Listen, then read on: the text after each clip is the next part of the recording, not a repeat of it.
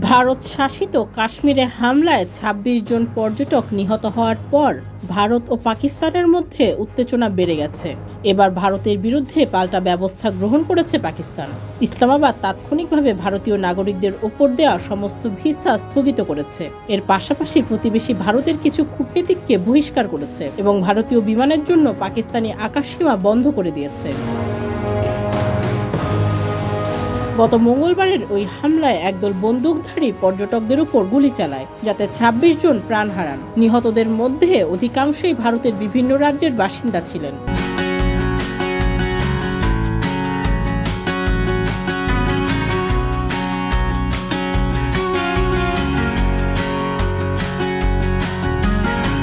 ঘটনাটিকে কয়েক বছরের মধ্যে কাশ্মীরের সবচেয়ে প্রাণঘাতী হামলা হিসেবে মনে করা হচ্ছে। হামলার পর ভারত পাকিস্তানের সঙ্গে কূটনৈতিক সম্পর্কের স্তর কমিয়ে এনেছে এবং একাধিক পদক্ষেপ নিয়েছে, যার মধ্যে দুই দেশের মধ্যে চলাচলের প্রধান স্থলপথ আটারি ওয়াঘা সীমান্ত বন্ধ করে দেওয়া, পাকিস্তানি নাগরিকদের জন্য ভারতীয় ভিসা বন্ধ করে দেওয়া এবং ৬০ বছরের পুরনো সিন্ধু পানি চুক্তি স্থগিতের ঘোষণাও রয়েছে।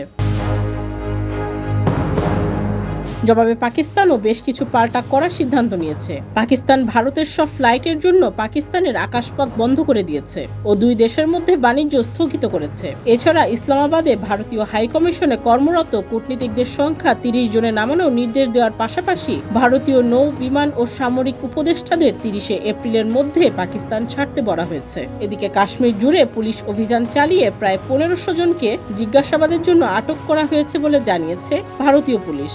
কয়েকদিন ধরে বন্ধ থাকা স্কুল, দোকানপাট ও ব্যবসা এখন ধীরে ধীরে খুলতে শুরু করেছে। ডেস্ক রিপোর্ট, যুগের চিন্তা।